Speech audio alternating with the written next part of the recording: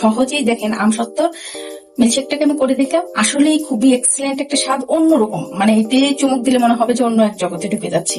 আসসালামু আলাইকুম ভিউয়ার্স, জীবনে তো কত রকমের মিল্কশেক খেয়েছেন, আজকে একটু ডিফারেন্ট টাইপের মিল্কশেক বানিয়ে দেখিয়ে দেবো। আর সেটা হচ্ছে হলো আমসত্ত্ব দিয়ে।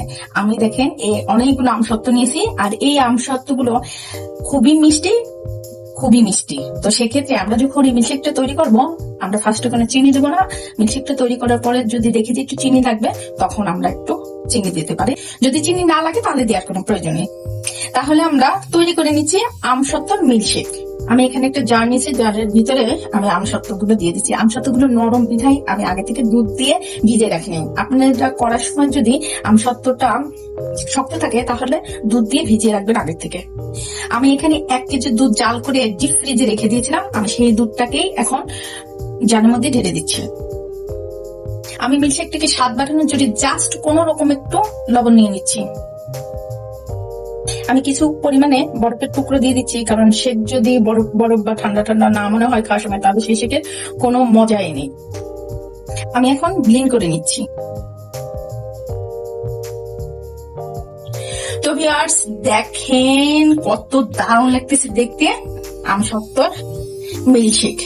তো এই সিজনে কিন্তু আমরা এমন দারুণ দারুণ করে মিল্কশেক খেতে পারি, ঠান্ডা ঠান্ডা যেহেতু প্রচুর গরম, মিল্কশেকটা কিন্তু খেতেই পারি। দেখেন কতটা সুন্দর লাগছে দেখতে, আর খেতে কিন্তু খুবই টেস্ট হয়েছে। আমি এখন গ্লাসে পরিবেশন করে দেখিয়ে দিচ্ছি। এখানে 2টা জার নিয়েছি, আর জারের ভিতরে আমি আমসত্ত্বর মিল্কশেকটাকে ঢেলে দিচ্ছি। দেখেন দেখতে কিন্তু খুবই নাইস লাগছে, আর খেতে তো বলার অপেক্ষাই রাখে না।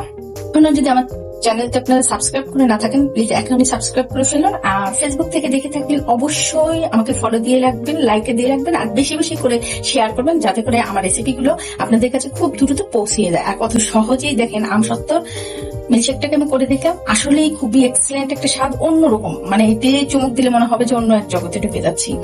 তো এ পর্যন্ত আপনারা সবাই ভালো থাকবেন, সুস্থ থাকবেন। নতুন নতুন কোনো রেসিপি নিয়ে আবার সামনে হাজির হবো।